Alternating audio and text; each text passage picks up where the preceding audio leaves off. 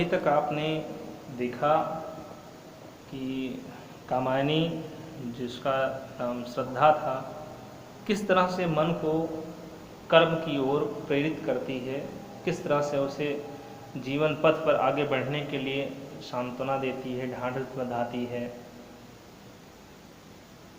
वह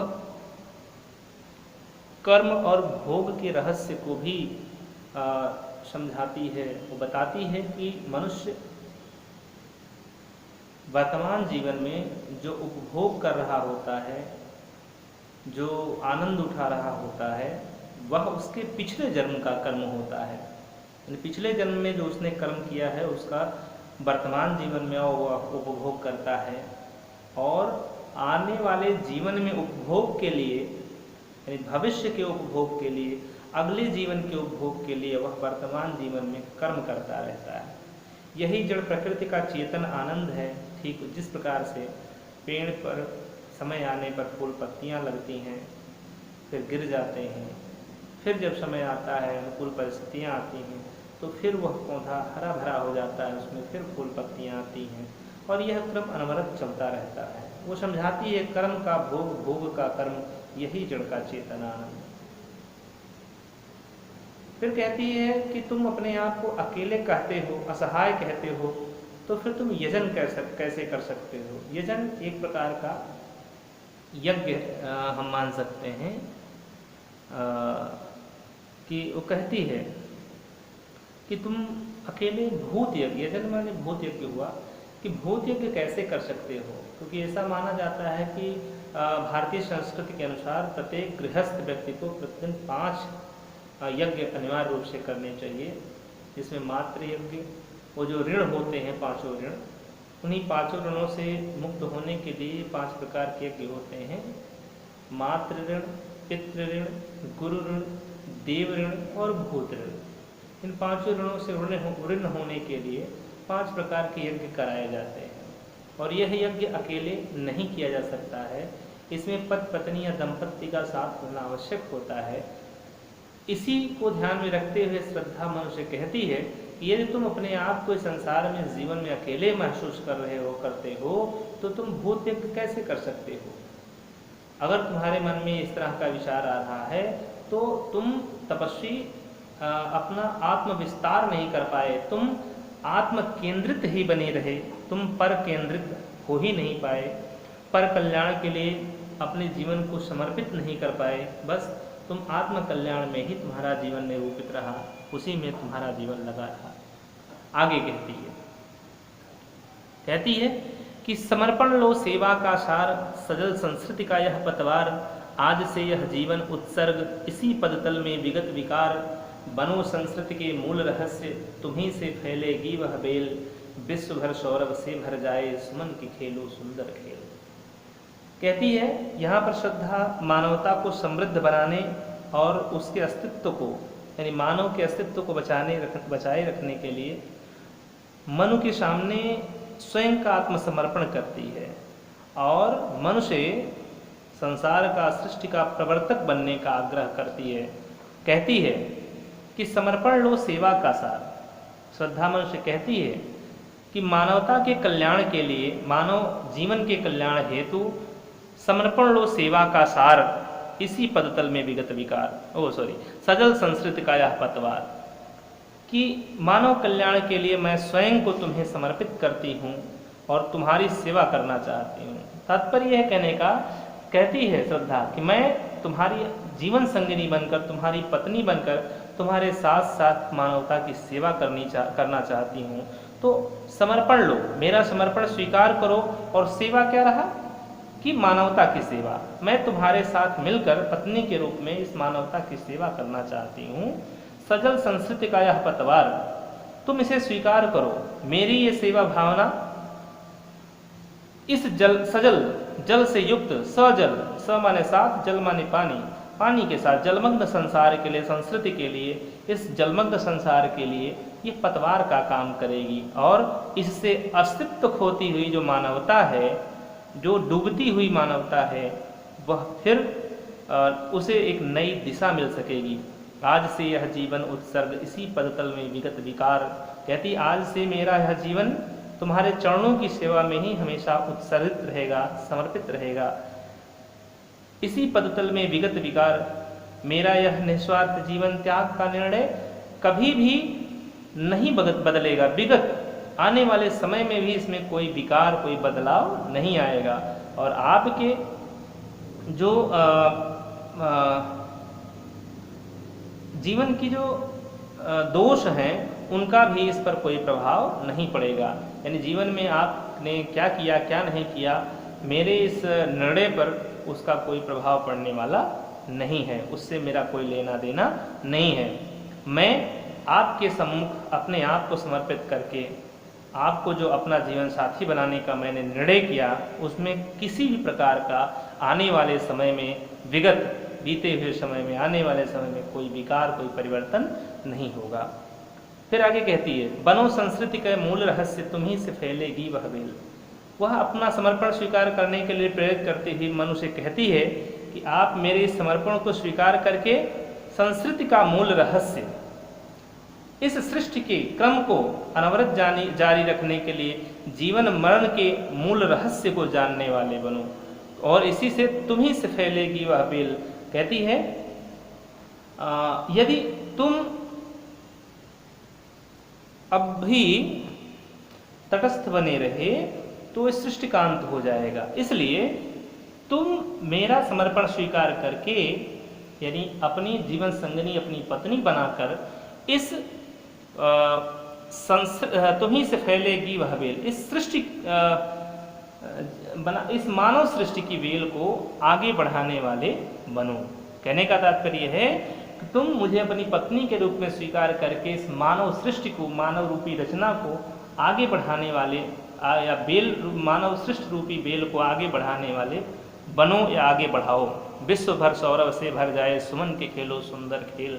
श्रद्धा आगे कहती है, वह कहती है कि तुम मेरे संजोग से, यानी मुझे अपनी जीवन संगनी बनाकर मेरे संजोग से मानव रूपी सुंदर पुष्प की रचना करो, और उसकी रचना करके जीवन के सुंदर खेल को जी भर कर खेलो, जिससे सुमन के खेलो विश्व भर सौरभ से भर जाए, जिससे पूरा संसार, पूरा विश्व उन सुंदर मानव रूपी फूलों की किलकारियों से सुगंधित हो उठे, उनकी सुगंध से पूरा संसार महक उठे। बच्चों, यहाँ पर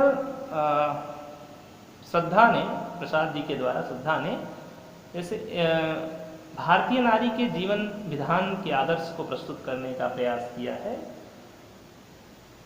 कि भारतीय नारी जिसे एक बार अपना जीवन साथी चुन लेती है, प्रसाद जी बताना चाहते हैं कि वह जीवन भर उसका साथ निभाती है। भले ही उस पति में कितने ही दोष क्यों ना हो, वह उसके दोष की तरफ नहीं देखती है। यहाँ श्रद्धा ने यह कहकर मन को अपने सच्चे समर्पण का प्रमाण भी दिया है कि तुम्हारे जो विगत दोषों का, बीते हुए जीवन में तुम्हारे जो दोष हैं, उसका हमारी जीवन यात्रा पर कोई प्रभाव नहीं पड़ेगा। उसे वह आश्वस्त करती हुई कहती है। इतना नहीं, इस संसार की क्रम को अनवरत बनाए रखने के लिए श्रद्धा मनु को अपने साथ आगे बढ़ने के लिए प्रेरित करती है। अब और आगे, और यह क्या तुम सुनते नहीं, विधाता का मंगल वरदान, शक्तिशाली हो विजयी बनो, विश्व में गूंज रहा जयगान। डरो मत अरे अमृत संतान, अग्रसर है मंगल में वृद्धि, पूर्ण आकर्षण जीवन केंद्र, खिंची आवेगी सकल समृद्धि। आगे श्रद्धा फिर मन को समझाती हुई कहती है, उसके निराश और एकांत जीवन में आशा का संचार करती हुई श्रद्धा मन के सम्मुख आत्मसमर्पण करती है, और फिर उसमें नवीन मानव सृष्टि का प्रवर्तक बनने की प्रेरणा देती हुई उससे कहती है कि और यह क्या सुनते नहीं, विधाता का मंगल वरदान, कि आपने इस सृष्टि की रचना करने वाले उस विधाता अर्थात ब्रह्मा का वह कल्याणकारी वरदान नहीं सुना जिसमें उन्होंने कहा है शक्तिशाली हो विजयी बनो विश्व में गूंज रहा जयगान, जिसमें उन्होंने कहा कि शक्तिशाली बनकर विजय प्राप्त करो। विधाता का, ब्रह्मा का यही विजय गान आज पूरे विश्व में गूंज रहा है। क्या तुम सुनते नहीं? क्या तुम इसे जानते नहीं? आगे कहती है कि डरो मत अरे अमृत संतान, अग्रसर है मंगल में वृद्धि। कि हे देवपुत्र अमृत संतान, हे देवपुत्र मनु, आप इस नवीन सृष्टि का विकास करने के लिए तैयार हो जाइए। आप किसी भी प्रकार की आशंका से भयभीत न हो, क्योंकि अग्रसर है मंगलमय वृद्धि, क्योंकि कल्याणकारी उन्नति, कल्याणकारी प्रगति, वृद्धि आपके सम्मुख उपस्थित है। अर्थात आपका भविष्य बहुत ही उज्जवल है, बहुत मंगलमय। पूर्ण आकर्षण जीवन केंद्र खिंची आवेगी सकल समृद्धि। वो आगे कहती है कि आपका जीवन आकर्षण से भरा हुआ है, इसलिए संपूर्ण जितनी भी सुख संपन्नताएं हैं और वैभव हैं वे आपके सम्मुख स्वयं ही खिंचे हुए चले आएंगे, स्वयं ही उपस्थित हो जाएंगे। इसलिए आप किसी भी प्रकार का अपने मन में कोई भय, कोई शंका न पैदा करिए। आगे कहती है कि पटे सागर नहीं, हाँ, विधाता की कल्याणी सृष्टि सफल हो इस भूतल पर पूर्ण। पटे सागर बिखरे ग्रहपुंज और ज्वालामुखियां हों चूर्ण। उन्हें चिनगारी सदस्य सदर्प कुचलती रहे खड़ी सानंद। आज से मानवता की कीर्ति अनिल भूजल में रहे न बंध। यहां पर श्रद्धा जीवन से विरक्त मन को अपने साथ रमण करने के लिए प्रेरित करती है, जिससे सृष्टि की बेल फिर से पल्लवित हो सके, फिर से पुष्पित हो सके। इन पंक्तियों में श्रद्धा जीवन के प्रति मन की जो शंका है उसको निर्मूल बताती हुई उसे विश्वास दिलाती है कि शीघ्र ही मानवता की कीर्ति सभी ओर सर्वत्र फैल जाएगी।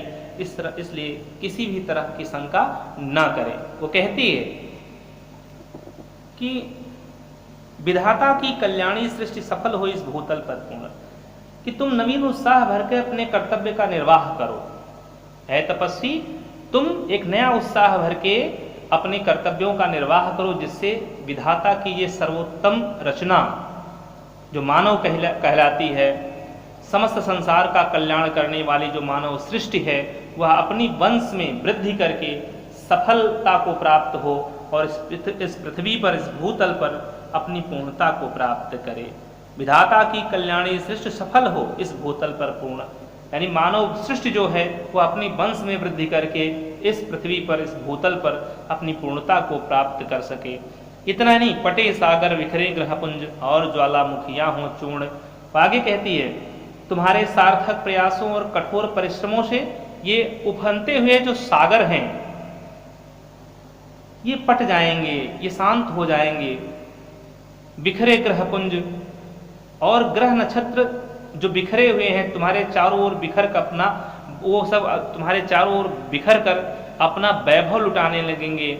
इतना ही नहीं, ज्वालामुखियां हो चूर्ण, और महाविनाश बरपाने वाली जो ज्वालामुखी हैं वे चूर्ण होकर सदैव के लिए, हमेशा के लिए शांत हो जाएंगी, एकदम स्थिर हो जाएंगी। कहने का तात्पर्य है कि तुम एक दिन अपने कठोर श्रम और प्रयास से इन प्राकृतिक विपदाओं पर अवश्य ही विजय प्राप्त कर लोगे।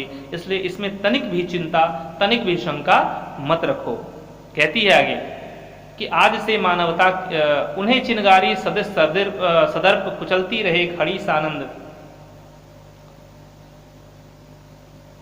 कि श्रद्धा कहती है कि यदि तुम निराशा त्याग का दृढ़ निश्चय से अपने कार्य में, अपने जो कर्म है तुम्हारा उसमें लग जाओगे, तो जो सागर हैं, ग्रह नक्षत्र हैं, ज्वालामुखी जैसी जो आपदाएं हैं, इनको चिनगारी सदस्य सदर, बड़े ही इनको चिनगारी के समान समझकर पैरों से कुचलकर नष्ट कर देने के समान मानवता इन पर विजय प्राप्त करके अपने पर गर्व, कुचलती रहे खड़ी सानंद, अपने पर गर्व महसूस करती हुई खड़ी होगी। यानी मानवता जो है आनंद मनाती हुई दिखाई पड़ेगी।